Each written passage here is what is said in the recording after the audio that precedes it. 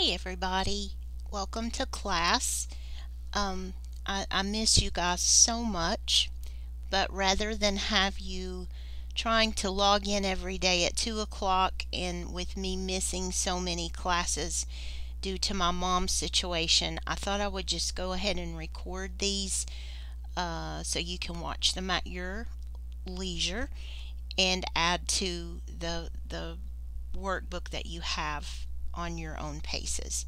So today we're looking at the branches of government. This is part of the social studies chapter, and that has nothing to do with what we're doing. If you go to your social studies section, this would be page 73 in your workbook. This is where the information file will go, and we're about to construct that right now. That looks like this picture. You have an executive branch, a legislative branch, and a judicial branch. And these are made so that you can stack them as three separate files, or you can stack them all as one. I personally did mine as three separate ones. So I had an executive branch, a legislative branch, and then a judicial branch. Because if you put all of them together, it gets a little bit thick. But you can do it however you want to. And if you need help with that, please let me know. So I'm starting with the executive branch. It really isn't, there is no particular order. This is just the one that happened to be first. So each branch asks us to look at different pieces of information.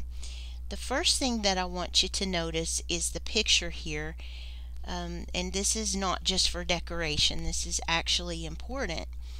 The executive branch is centered in the White House, and there's a picture of the White House here on this page. This is in Washington, D.C. Let me just remind you that this is a fold line. The dotted line is to fold, not to cut. So make sure you don't cut that tab off. But the name of the president's residence is the White House. This is where the Oval Office is located, where you see lots of press conferences. Things happen in the Oval Office. That's the president's office. So moving on to the next piece of information, let's look at the members of the executive branch. And this is one reason I chose this particular memory piece. It's made for middle school students, but it gives us the information already printed. You don't have to write things over and over. So today's president, as of this moment, is Donald Trump. So you can fill that in. We do have an election this year. Donald J. Trump is president right now.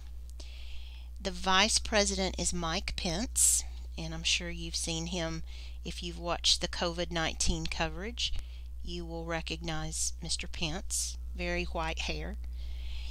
And then the cabinet we're going to talk about in just a little while. This is a proper noun, the cabinet, referring to a group of advisors the president chooses. There are a couple of pieces of information I want you to know about the cabinet, two in fact. First of all, the cabinet is nominated by the president. And you hear about these folks all the time: Secretary of Energy, Secretary of State, Secretary of Housing. All the secretaries are nominated by the president. But that doesn't guarantee appointment. They must be approved by the Senate. And if you're not sure what the Senate is, just stay with me and you will know. We also need to talk about a system called checks and balances. This is one such example of checks and balances, where one branch of the government makes the nomination, another branch does the approving. I wish we had time to look at the history of how this government came to be. You know about the American Revolution, I hope, where the Americans broke away from Great Britain. We looked at the colonies a little bit earlier in the course, and those colonies became the first 13 states. The colonists became tired of British laws and British rules, so they decided to break away from that mother country and become a separate new country. And with that breaking away, we got the United States Constitution. And that document is where all of these things are coming from that I'm showing you today. So I'm not just pulling these out of thin air. They come from the Constitution. And I spent a lot of time in my academic career studying the Constitution. In my humble opinion, it's one of the most amazing documents ever written. The founding fathers knew that they didn't want to live with a king. They wanted a government run by the people for the people. And so they developed this very impressive system. The United States is not a true democracy. We have a democratic form of government, but we're actually called a democratic republic. And I want you to know that term, because a lot of people say, oh, the United States is a democracy. It isn't. In a true democracy, every single person votes on every single issue. So can you imagine if we had a true democracy where every time there was a question about the law, we had to miss work and go to the polls to vote? That's a true democracy. That works in a society that's pretty small, where every person who is eligible to vote can vote. A republic is a representative form of government where I elect representatives to speak on my behalf. I don't do my own voting. I have senators and representatives to do that for me on some issues. But when it comes to electing a president, I vote personally. So I want you to know that there is a difference between a true democracy, like the ancient Greeks had, and a democratic republic. A society as large as ours needs that republic representative form of government. Okay, the checks and balances, and we're going to talk more about this specifically on another page, but I want you to know that the executive branch checks on the judicial branch and the legislative branch. And personally, I think this is one of the most brilliant pieces of the government, of our founding fathers' intelligence. They knew that if they gave the power to one person, the president, they would have another system of a king like they were used to in England. So they set our government up in 3 separate but equal branches. And they divided the power so that no one of the 3 branches would have all the power. That we, the people, have a direct impact on everything that happens in this government. It can't be overtaken by one individual. The executive branch is checked by the judicial and legislative branches. The judicial branch keeps an eye on the executive branch. The legislative branch keeps an eye on the executive branch. So the 3 branches make sure that the others, each branch makes sure that the other 2 are following the law. This branch, meaning the executive branch, the main duties are, and this is where the list is pretty exhaustive. I'll try to keep it as short as I can. We have 5 things on this one. The first thing, the executive branch can approve or veto laws. Now let's think about this word veto just a minute. This context leads me to believe that that is the opposite of approve. Can approve or veto laws. So that word veto is to reject.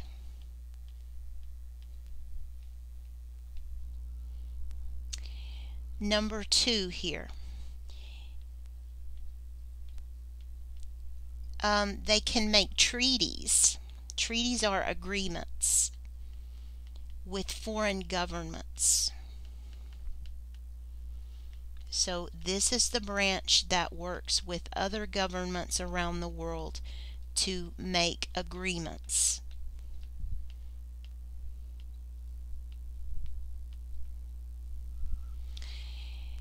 The third thing that the executive branch does is to nominate. Now that doesn't mean confirm. That means to nominate. Nominate is to name Supreme Court justices. But the president does not have the authority or the power to say this person is going to be a justice or judge.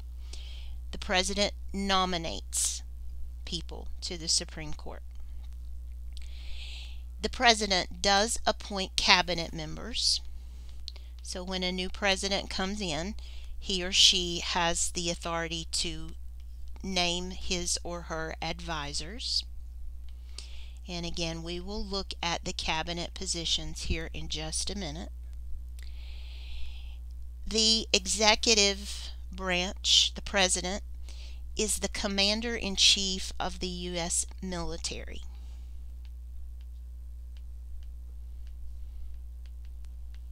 So this person is at the head of the armed forces. And we have 6 branches of the U.S. military. You have, let me list those for you. If you don't know them, you need to. The U.S. Navy, the Air Force, the Marines, the Army, the Coast Guard, and President Trump has just instituted the 6th one, which is the Space Force. So when I say the United States military, those are the branches of the military. Remember that the memory pieces are just that. You need to memorize everything in this memory piece. Not specifically the names of the people, but the jobs that they do. So if someone asks you to name 3 parts of the executive branch, that's going to be president, vice president, and cabinet. If someone asks you to name the 5 main duties of the executive branch, it's going to be right here. And again, checks and balances we are going to talk about a little bit more. But I want you to look with me, if you would, at page 74 in the book, the workbook. This is the executive branch explained a little bit more in detail. I don't think you need to memorize this one, but you need to have this reference there so that you can refer to it if you should ever need to. At the top of the executive branch is the president, and then the cabinet and the vice president are illustrated here. Each cabinet position has its own seal. So this shows you the seals. But these are the cabinet positions, all the secretaries that the president can appoint. Secretary of State, Treasury, Defense, the Attorney General, Secretary of the Interior. Interior means the inside United States. Agriculture, that's farming. Commerce deals with money. Labor is the department that I work for, Secretary of Labor. Health and Human Services, Housing and Urban Development. Urban is city, rural is country. Transportation, Energy, Education, Veterans Affairs, and Homeland Security. So each of these cabinet positions oversees a department, if you will. And this is what we mean by the cabinet. I would recommend that you post this piece. Let me see if I can do this. This one should go, put that piece together. And then this one should sit right above that cabinet illustration. So let's put it right here. Let me crop it down. So once you assemble this file, those 4 pieces in order, and you can tell the tab order, that needs to go right up here. This is the executive branch and the cabinet illustrated on page 74. And I'm going to stop this video. We'll come back and look at the next branch in a separate video because these get very long. So I'll see you in the next clip.